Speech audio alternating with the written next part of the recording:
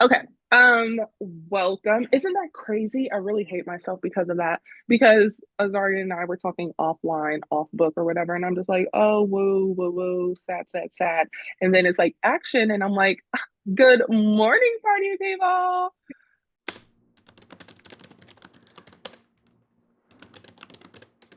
Anyway, so this is our April podcast where Azaria and I are together, and my name is Taylor, and I am a author. I'm gonna just say author because I started with a romance and I'm working on a mystery, so I don't really have like a niche. I am just a girl who writes. Um, and yes, that's where I'm gonna end before I start crying. I'm Azaria, and I'm not an author yet. Maybe one day, maybe never, maybe never.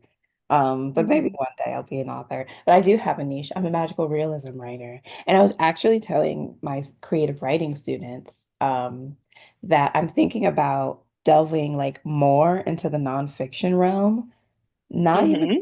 because well, I like nonfiction, creative nonfiction, but also because I really like journalism and I've been trying to like push my way in there and it's really hard. And so I was thinking I could maybe do some more creative nonfiction to kind of push me that way because no one writes creative nonfiction. It's like in every contest or like magazine, creative nonfiction always has the least number of submissions. And so there's Mm. always a higher chance that you're going to get something published in creative nonfiction. Um, but for the most part, I'm a magical realism fiction writer. I haven't been doing much fiction writing lately, but that's what I would call myself. I just looked up the definition of author, and it says a person who creates or writes a literary work such as a poem, novel, or essay. I'm pretty sure that constitutes you as an author because didn't you write like an something for Hobart? Was that not along those lines? Yeah, I've written essays. I just wouldn't call myself one. Hmm, More okay, like a whatever. self-identification thing. I'm a writer though. I'll say that until I'm blue in the Yes, face. that is very true. And I really like your creative nonfiction. Oh, thank you. I don't know if you remember, but it was like the Queen Latifah story of sorts. Yeah, I really like that. Thanks. Same And I was X. saying what? X in both of the stories. Okay, I know. And I was Yeah. like, I had just so many questions afterwards, and I found that I think that's a good thing. You don't want to read something and just be like, okay, next. So Yeah, I agree with that. in April, earlier this month, well, first, indie April, all month, Mm. celebrates and highlights indie authors and their books. I'm an indie author. I'm going to Romance Con, so I've been reading a lot of other indie author works. I've been talking to indie authors on my personal podcast. I just read this book, The Podcast. So I have done my due diligence for this month better than I've ever done in any previous year. Very proud of myself. Also on the verge of burnout, but it's fine. Um, and then also sometime this month was library week, and I saw it all over the place. And I wanted to go to my library and be like, and then post it, but I didn't. But I do love and support the library. I am a library fiend. Yeah. What else happened in April? Um, for me, nothing really, just school. Tomorrow I'm going to go, Neil deGrasse Tyson's going to be here and I'm going to go see him speak, and I think that's fun for me. Casual. I'm really excited about that. And then, oh, actually, on Friday I have a reading. So, the English graduate students at my school do a reading series called No Name. And so I've read for it before. I'm reading for it again this Friday. And so that should be fun. We're going to this place called Reactor. It reminds me of Parlor, I think, that coffee house that's like industrial looking with like all of the Mm-hmm. plants and stuff. It's like that. But Parlor had like that really small like second floor. I think the second floor Hmm. factor is like a lot bigger. Um, so I'm doing that. Uh, I think that's it, really. I had the piece Hmm. come out on Hobart. The Georgia Which Review is finally came so out. good. I loved it. It was so Oh, funny, especially since I knew who you were talking about. I was like dying of laughter. So good. I'm such a dick. Yeah. I know. Um, I thank you. was Yeah, dying. Oh my gosh. that was Just really thinking about fun. it. Just thinking about it. Yeah. It was really fun to write. And I think that's what I like about creative nonfiction too, is that I don't know, I try to be humorous in my fiction as well, but I think in the stuff that's like where I'm making fun of myself and the things that I've done, I think it comes a lot easier. Um, mm, So, that was it. I was supposed to have Riddle that book come out in April. still no. I haven't heard anything from those people. Um, and I'll put the video up about that soon. Hmm. Okay, explain creative nonfiction to me. So so this is how I teach it to my students. I teach it like a spectrum. So on one side you'll have fiction, which is made up stuff, things that are not real. Hmm. And on the other Hmm. side you have nonfiction, so things that are real. In the middle, somewhere, probably closer to fiction, you have what's called autobiographical fiction, which is where you take something that Ooh. happened to you and you fictionalize it. Okay, but it's like Mm. it's mostly fiction. And then between autofiction and nonfiction, you have creative nonfiction, which is nonfiction, but written in a way that uses creative elements that are similar to fiction.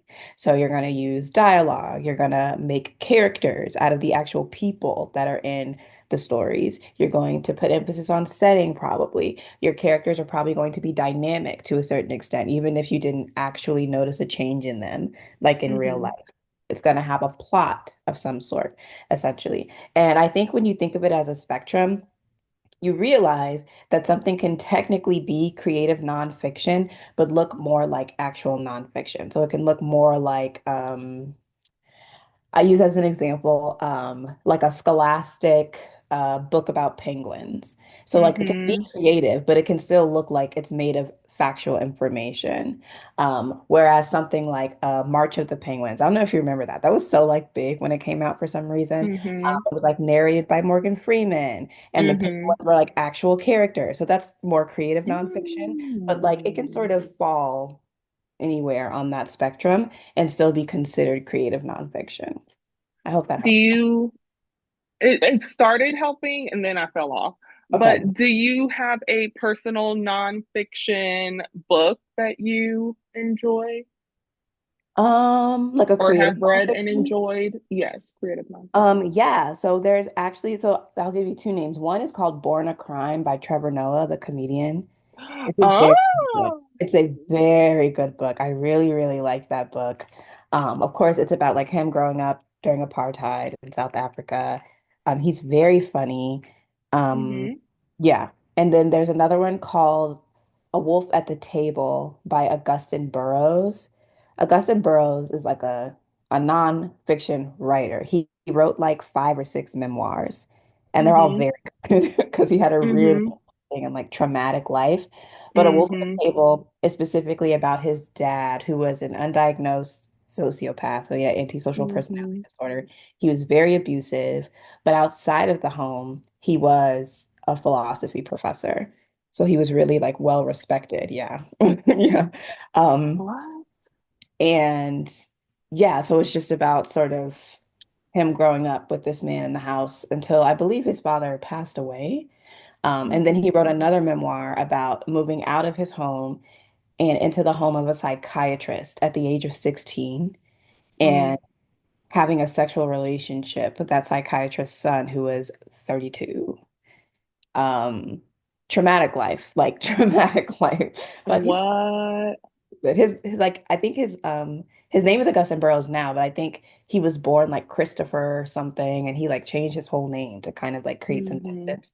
Um, yeah, those are probably the two I would recommend. And like any nonfiction by Roxane Gay is gonna be good, That is my girl. the queen. Um, okay. So I said, what were my goals? Ha ha ha. I wanted to have my manuscript edited for the second time. We are recording this on April 21st, Mhm. and this is the first time I have seen my manuscript for the second time. So we technically have 2 weeks, like a week and a half. Yeah, we can have. So, You could yeah, edit them. yeah, yeah. Okay. And then you, my darling, you said digital humanities. How's that coming? Um, I got denied for it. Like I applied for some funding. They said hell no. Bitches. Stupid bitches. But Hmm. I'm still doing the project on my own time. And so it's coming Yeah, you said that. along. Yeah, it's Good. coming along. I think since the last time I talked to you, read 3 books for it. And I'm hoping Mm-hmm. this week to get through 2 more. And Mm-hmm. so that'll be 5 books for the month. I think I set a goal of 8. I'm not sure though, but I think I did. But yeah. So it's coming along. I'm on track to finish it in July. 8 books read this month? I think I that was a goal I set for myself. Yeah. Okay. If you're talking about ABC, let's see. Because we like set 2 goals for separate groups of life. No, you Yeah. said 6. Okay. Oh, I could probably do 6 then. Okay. Mm-hmm. I'll try. LOL, my ABC goal was to read your novel. Yeah, that wasn't gonna happen. Help! Okay. Uh-huh. So you, where we at with that? What'd you say? Your Georgia review story? Oh, it's out. Yeah. Okay. Oh yeah, you sent it. I have to pay for it. Yeah. They told me like on my Instagram, they said they would put it online. So we'll see Hmm. if they're lying to me or not.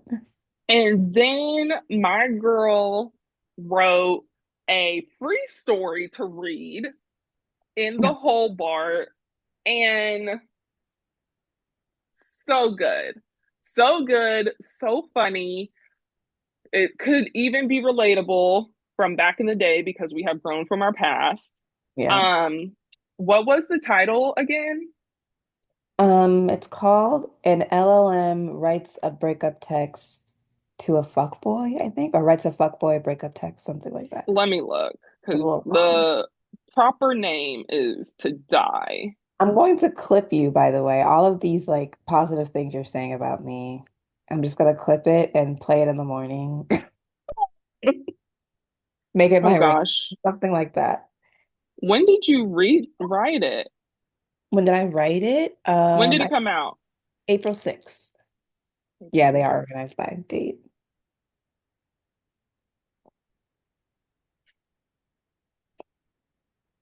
hold on. I have too many pictures. I have too many pictures. But I think about it like in my spare time. I'm like, I like laugh about it.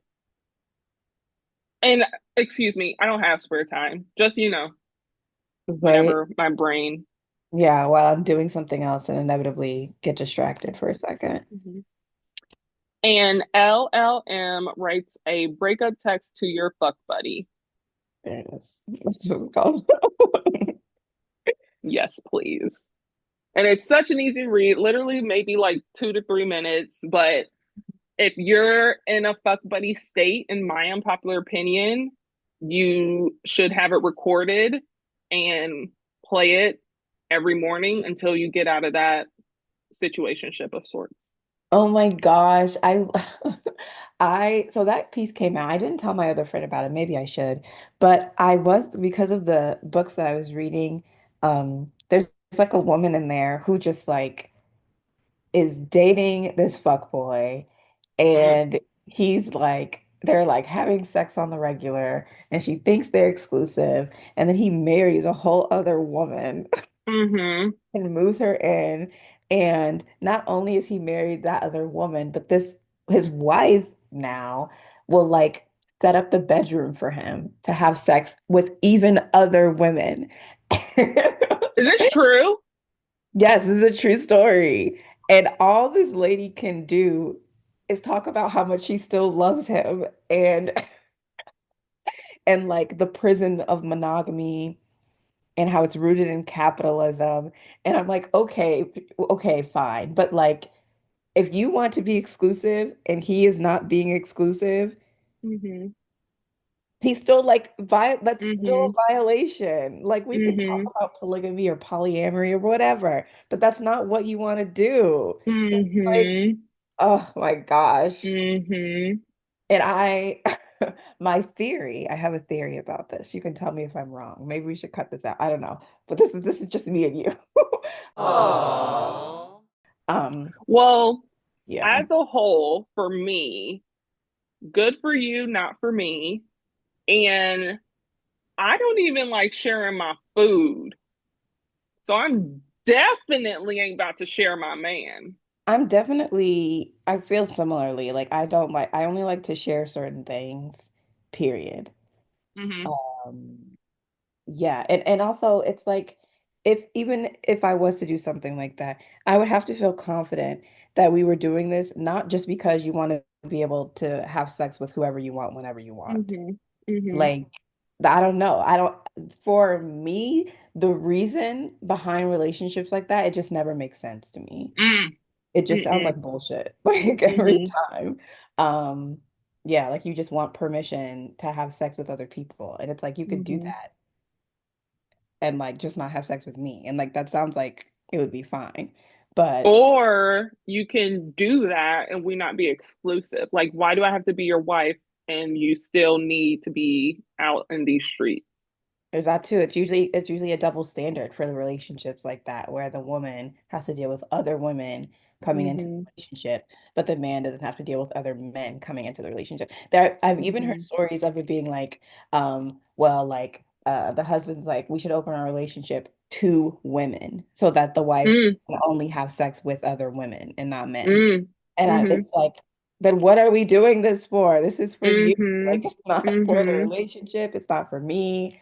Yeah, it Mm-hmm. doesn't make sense. It doesn't make sense at all. But that was a good book. I'll say that. It was a really good book. I won't put this in. Aww. Anyway, okay, so like I said, I am teetering the edge of burnout. But when I hosted book club last week, I was like, y'all, I'm struggling, da da. Tell me something good. So everybody went around, told me something good or funny, da da. Loved it. Azaria, tell me something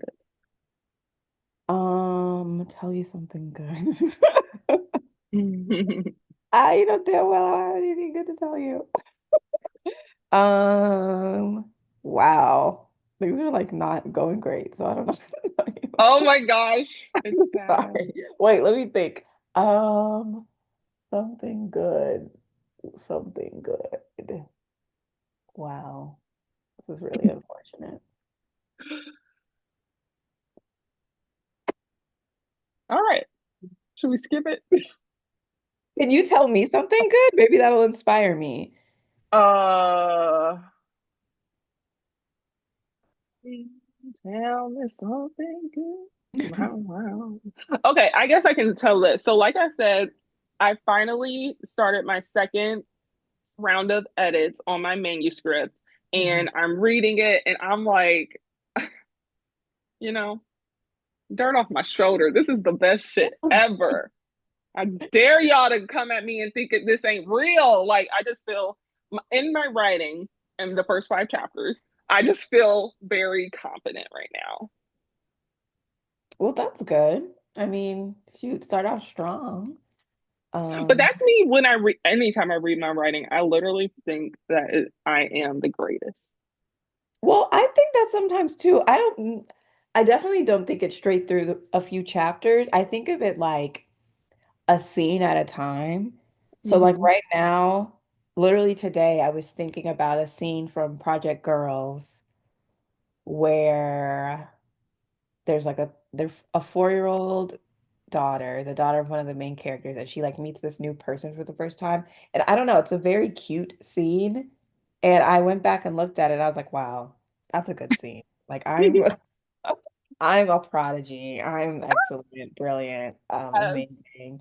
Um, yeah, so I think that's pretty natural. Um, Um, I still don't have anything good, so it's okay. It's okay. You can say something good is that I am obsessed with your writing. yeah, that is good. I'm I'm happy you obsessed like with it. something something to a fuckboy. I loved it. Oh my God. I love it so Well, much. I'll say something good that came of that, I guess, is that like um I had a few people read it. I got these notifications from like beacons. I didn't even know they sent those. Like when people click on your link or whatever. So that means Mm-hmm. people had never really been clicking on it, which is fine because I don't post on Instagram. But, like after I posted the Georgia review story and the Hope Heart story, I was getting clicks, girl, clicks. Ooh. And then someone actually like one of my good writing friends reached out to me via DM about the Georgia review story. So yeah, I think that was good. That was pretty Mhm, good. I was mhm. pretty happy about that. So at the beginning, you were like, I am a writer, but not an author. I don't Mhm. know if I'll ever write a novel. Excuse me? Well, I've been thinking What? about this. It's so it's a couple of things, right? It's this uh the fact that revision is like for me, it's like such an in-depth thing. Like it's going to take me so long. I want to put Mm, novel. I want to put one out. Like I want to get an agent this year and get a deal next year. And mm-hmm, I still want that to happen. mm-hmm, But I don't know. That's just me being realistic with myself. And because people hmm. talk about like, or maybe this was me and a different friend. I just talk about my failures with everybody. But how like you'll write down 20 things to do today and you'll get seven done, and then you'll Yeah. still write down 20 things the next day and then get seven. You Oh, know what I mean? yeah, It's like yeah. that. But sometimes I'll be like, okay, Zara, you're only going to get seven things done. So just write seven things Mm-hmm, down. I think that's mm-hmm, more what it was, that like revision is going to take a long time. Will it ever come out? I'm not sure. I'm also thinking about, no shade, I'm thinking about tariffs and I'm thinking about the impact that mm, they have on publishing, which they do have, mm-hmm, um, and inflation and rising costs and mm-hmm, how that will affect booksellers and book prices mm. and book I got you. acquisitions. Um, Mm-hmm. yeah, so it's just more about that. It's not like I don't want to put a book out now. That's not what it is. Yeah, I just want to make sure it's feasible in terms of economics yeah. and then in terms of like the creativity and stuff.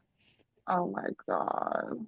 Okay, I'm back in my little dark hole. Sorry. I said the bad word, the T word. I get it though. So whatever. Okay. What were Azaria and I are struggling, y'all. Like when you see writers on TV, it is so glamorized. They are able to just go to a coffee shop and get their million words down. They're able to spend copious amounts of time with their friends. They ain't never at work, Mhm. whether it's a part-time, full-time, da da da da. But um I feel like when I was coming up of sorts, the creative people were always in like the restaurant business, Mhm. like as a server or something, or a host like myself. So yeah, I'm at a restaurant as a host, and it's ass. It is not fun to deal with the public. It is not fun to deal with the public. I do not get paid enough. And unfortunately, last week I worked like doubles. I worked a day shift at the bookstore and then a night shift at the restaurant. Hmm. And it was a weekend. So there's just people here and all their attitudes. And I'm up here like, busting my ass, running back and forth, seating people, checking tables, having to bus tables because it's so busy and everyone wants a seat right now. And I had to stop. I literally was, oh, oh, oh, pause. I was like, y'all, are affecting my peace. So I stopped the power walking. I didn't even engage with attitudes. Like I just told them straight up, you gonna wait or not? Yes, it's an hour and a half. You gonna put your, like, no, you can't get ahead. No, you can't sit at the bar. No. Like and I realized this about myself. I was like, I do not drink alcohol enough to work in this business. Granted, I don't work often at the restaurant, but when I do, it feels like 8 shifts in one day. And then, like, we split tips, and I'm not even sure how we split tips, but usually on the weekend, it's like decent, i.e., not $1. Nope, not decent anymore. I need the full tip. Oh, and you motherfucker who can order hundreds of dollars of food online. And then when you come in to tip or to pay and they ask for a tip, 18, 20, 25, and you put custom amount and write $4,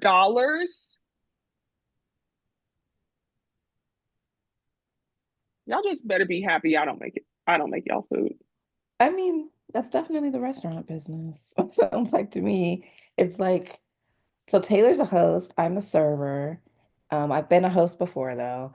And like there are definitely moments where you're sprinting through the restaurant in your uncomfortable slip resistant shoes. Mm, And you like realize like I'm not getting paid enough for this. At the restaurant that I that work at happens. specifically, it's very common for you to get stiffed or for you to get maybe a 10% tip, Mm, like maybe an mm, 8% tip. Um, mm, and it's just like, why am I going to run around this restaurant busting my butt for you, um, mm, just for you to like give me nothing? Um, mm. and here's the thing, a lot of people say like, well, the restaurant should be paying you a wage.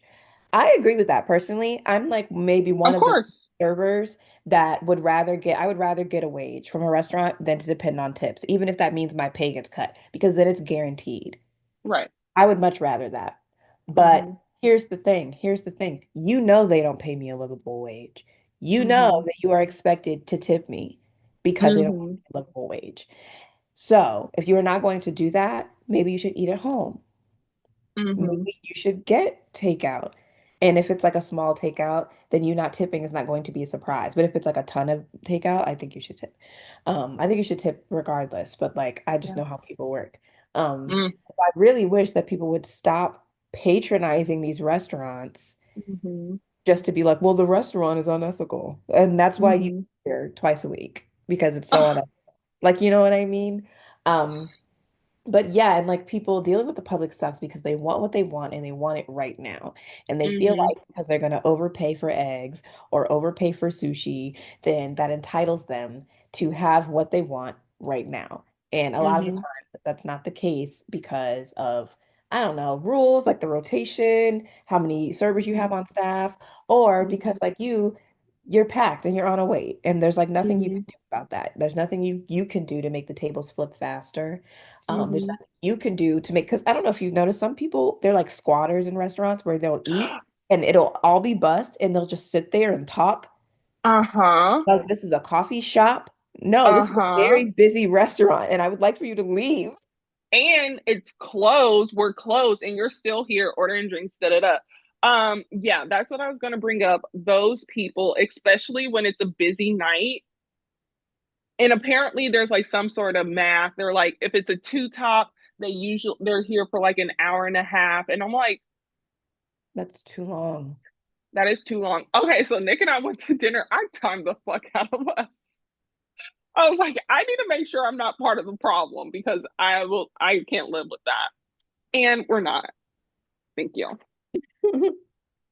But yes, the glamorization of a writer, of a working writer, how about that? Because Oh, wait, can I Also, touch on that for a second? Because okay, yeah. I think that YouTube in particular, social media probably in general, but YouTube in particular, like exacerbates that problem. We talked about this before, how like there are these writing vlogs and it's just you day after day going to a coffee shop, writing 5,000 words, and then going home and like petting your cat. Like, and like I know I put up one writing vlog like that, but that's because I was in a residency for a week. Mm-hmm. Literally an Mm-hmm. area and a time and a space where I was supposed to do nothing but write. Mm-hmm. Any other writing blog, whatever, I'm like very obviously filming it around my life and like Mm-hmm. around all the other things that I have going on, or even filming the other things that I have going on. And so I feel like the sort of view of like this writer with no other work to do is like not going Mm-hmm. anywhere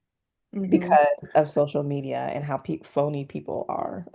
I know. So people will be like, I'm a full-time writer. And my first question is, oh, you can support yourself? And I'm not trying to like throw shade, but like have to be careful who you're talking to, especially if it's like someone who's like, oh, I want to be a writer. Oh, I'm gonna idolize this person. And then you cry because it's not working the way it looks like online or how they like sugarcoat it. Um, so yeah, I love. I have traditionally published friends, and they're always like, I could not do my job if my husband didn't have his. Yeah. And I'm like, thank you for your honesty. Yeah. There was like there's some writer on YouTube, and I was watching a video about I was watching a guy writer talk, and he mentions this writer. He's like, I really look up to her. I think she's really great. And I was thinking, what do you look up to? Like, no Mm-hmm. shade, because she doesn't have a book out. She doesn't have a Mm, story out. She just films herself writing. Like, you don't know any of her plots, like nothing. mm-hmm. Like, what are you even looking up to? Mm-hmm. But I agree that like um a lot of the times when they get into the space where they are writing, it's not going to be what they expected it to be. I know several traditionally published writers. I don't know any of them that just write Mm-hmm. off of their writing, Mm-hmm. or even like of teaching workshops or whatever. Mm-hmm. Like all the traditionally published writers I know are like full-time professors or Mm-hmm. they work in marketing or something like that. They Mm-hmm. have another job. And I wanted to mention this to you. I found this out the other day. Langston Hughes was the first Black writer to make a living off of just writing. The first ever. Yay, I love him. Yay! Anyway, okay. Azaria was talking about some things to get us towards out of our funk, but we're gonna be funky a little more because we gotta talk it through, baby. We gotta talk. I'll say a few things. I'm tired. We've been saying that. I'm exhausted. And Um, hit. That's yeah. Like no vowels. the weekends for me are absolutely disgusting. They like Mm, destroy me. And mm-hmm. then I don't get like I don't feel recuperated until like Wednesday morning. And then I go right back to Mm, work Wednesday night, and then it's Thursday mm, and it's the weekend. Um, mm-hmm. so the work has been so hard lately. Um, but Mm-hmm. I gotta make sure I'm ready for whatever may come in the next few months. Mm, Um, Also, I like my living space has just gone to absolute hell mm, um because I'm so tired all the time. mm-hmm. So like for the my marathon weekends, I like will put food in the crock pot and then I'll eat like, put it away when it's done. But Mm-hmm. I'll like eat that all weekend and then Mm-hmm. like I'll wash it out Monday and then cook Tuesday, Wednesday, Thursday and then do it again Friday. I have not done that yet. It's still Mm-hmm. Monday, so I have time, but I don't know. It's just like I have dishes in the sink. My crock pot's Mm-hmm. dirty. My room is a mess. It's mostly books in here, to Mm-hmm. be honest. It's Mm-hmm. mostly unread books, but it's a mess. Unread books. I haven't even Help. removed plants. Like, Mhm. It's just, I know, and I love them so much, and they're doing so well. They finally like Mhm. adjusted to the light exposure in this apartment. It took them months, but they're finally adjusting, and now I'm like neglecting them in a different way. Mhm. Mhm. So I Do you need to, have a washer and dryer in your apartment? not anymore. Not any- Mm. I In the have, building? yeah, we have clean laundry downstairs. Mm. Um, which is good because now that I work at the restaurant, I have to like wash my apron like every 2 days. It gets so disgusting. Mm. Let's see, what else am I working on? My digital humanities project, it's very time consuming, lots of cheating, lots of literal beating, like beating with whips, Mm. like concerning stuff, like ordering Mm. 10 lashes for people, like very weird. I, Mm. but it's very interesting. And so Mm. I'm gonna spend a few more months on it. And hopefully, like I said, it'll be finished in July. Um, And so, like Project Girls, I'm not touching that. Quentin gave me feedback that I'll look at eventually. Waiting for feedback from my advisor, who now says that he can't read it until May. Well, That's that's annoying. next week, so. It is next week, but it was just like I sent it to him. He said he would read it, and then he gets back to me months later telling me how busy he was. But he's like, oh, but now I'm ready to lock in now. Like now, laser focus. Mm-hmm. Like, well, it's been months and I have a whole new draft. Can I just send you that one instead? Mm-hmm. And he's like, yeah. And so I send that draft.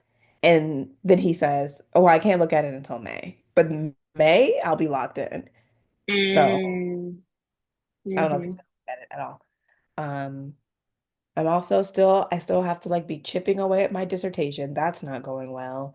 Um, yeah, just a I lot. read something recently, and they weren't a writer, but the word dissertation was tossed around a lot, Mhm. and they weren't having fun. I was like, oh, my babies. Yeah. A dissertation is just like a culminating project. So it could be anything. It could be like a study. It could be like Mhm. if you're an art major, like an art piece. I can't Uh, remember what book I was reading. so it's I have started, well, okay, I have unread books, duh, but I have started so many books without finishing them. on So purpose. that's a no. Like I'll try to finish them. A lot of these books are for book club. Mhm. So once book club has passed, I'm like, okay, I'll finish it, but not like right now. Yeah. So yeah. Um, what was the point of this? Just saying what we're up to and why we're so tired. Yeah. Yeah. So I have to read all these books. I now work at the gym 5 a.m. to 9 a.m. Hell, hell. And even yes, it is the 5 to 9 because my first alarm goes off at 4:08 in the morning. That is just ungodly.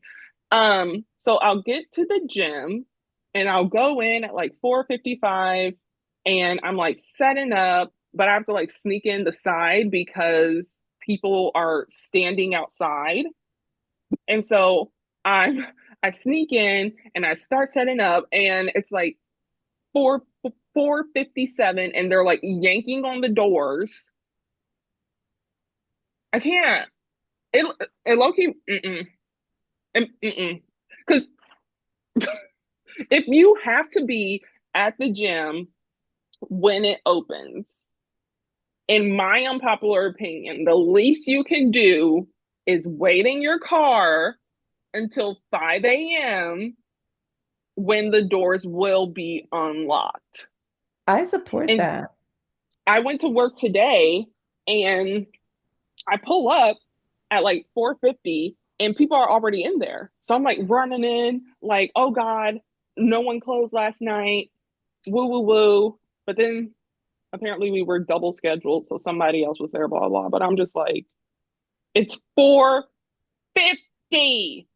Yeah. Like wait for them to actually open. I don't get that. Why would you? Why would you do that? I get like lining up outside maybe, but like the yanking on the doors and like even like so at the restaurant, for example, there's no waiting area, so they'll just let people congregate there. And I was like telling the manager, you should not do this. They shouldn't be congregating there. It makes it difficult for us to maneuver around them. And she was like, well, what should I tell them to do? Wait in their car? Yeah. Yes. Wait outside. It's spring. Like go outside or wait in your car. Absolutely. That's what Hmm. you should tell them. Yeah. And then they get their text message that a table's ready. Speaking of waiting outside, it was when I was working a double, I pulled into the restaurant parking lot and there was a line out and around. Mm. I was this close to just leaving. Yeah, not Like me. I'm not doing that. that. And also, like, as a customer, if I saw that, would not be like, gotta go, Hmm.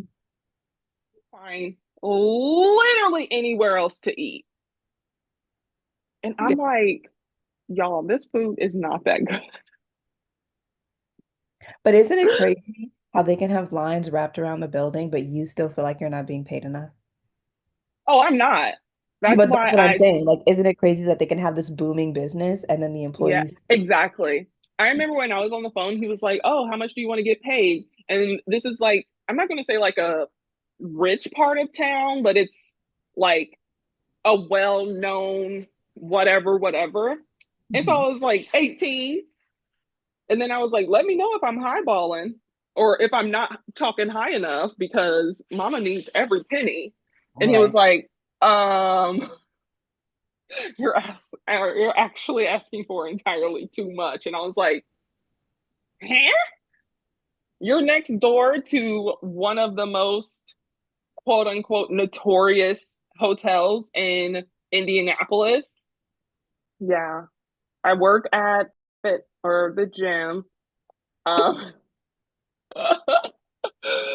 Um, 5 to 9, 3 days a week. And then Monday and Tuesday, I co-work. So I get a little peaches time at the gym during my gym shift, and then a little bit more after that in my nap.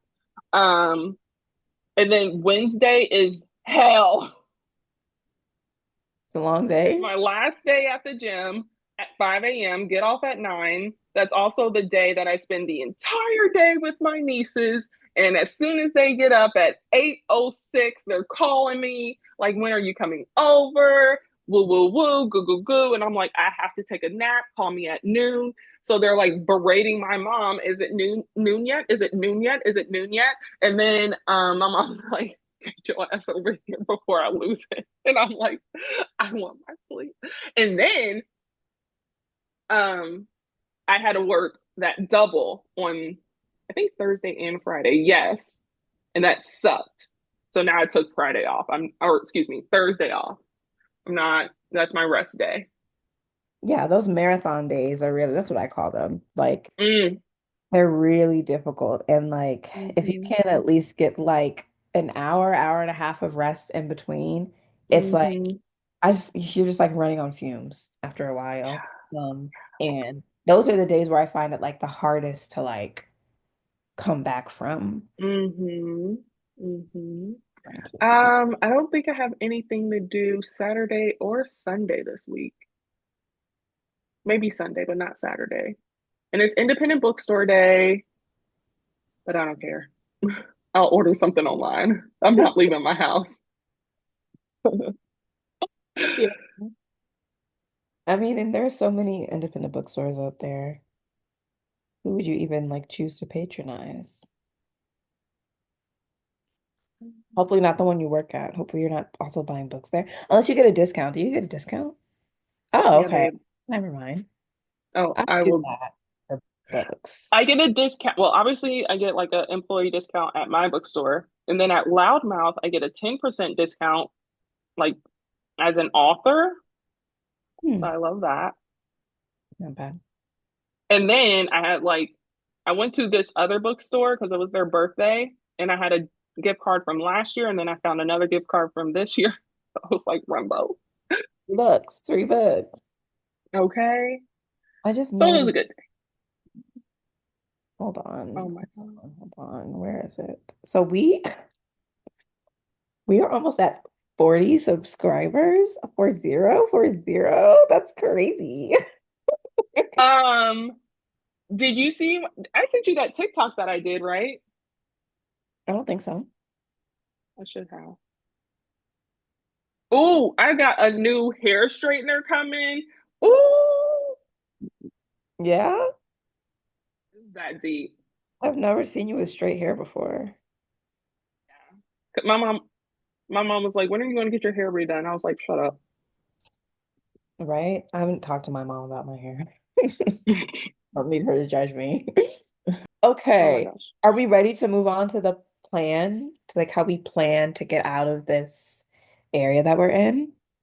Yes, I'm really Okay. into this emoji recently. Yeah, I like that one. I don't know why. Anyway, Um, what's your okay. plan? So my plan, so first and foremost, the last week I'm teaching class is next week. I'm taking class for another week after that, but the last week I'm teaching is next week. And really, I'm not teaching. Like my creative writing class has a workshop, so I don't do anything for that. They just do their own thing. And then my other class, they're just doing presentations. So I just sit back and do like and watch them do the presentations. So really, my last week of teaching is this week. But I plan on getting all of my grading done next week. I have some essays to grade this week. Next week, I'll just have to grade the workshops and the presentations.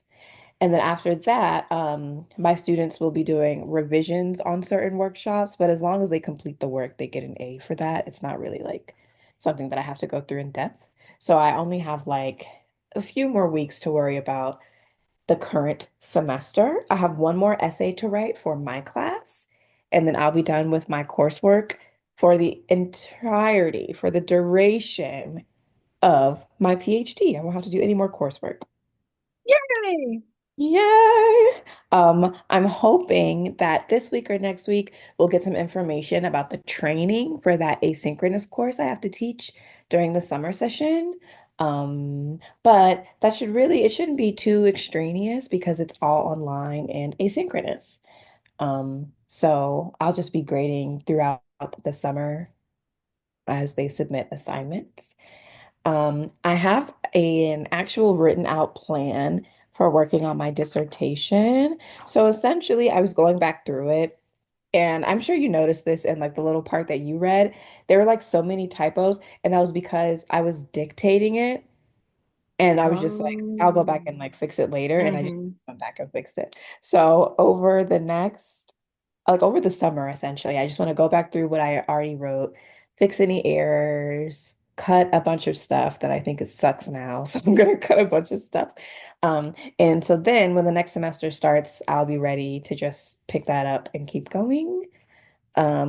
And then Project Girls, I'll plan to look at that in August. Hopefully, I'll have all the feedback by then, and I can look at it and I can spend August revising, maybe into September, and then query, even though I've heard that like toward the end of the year, less agents are open for submissions.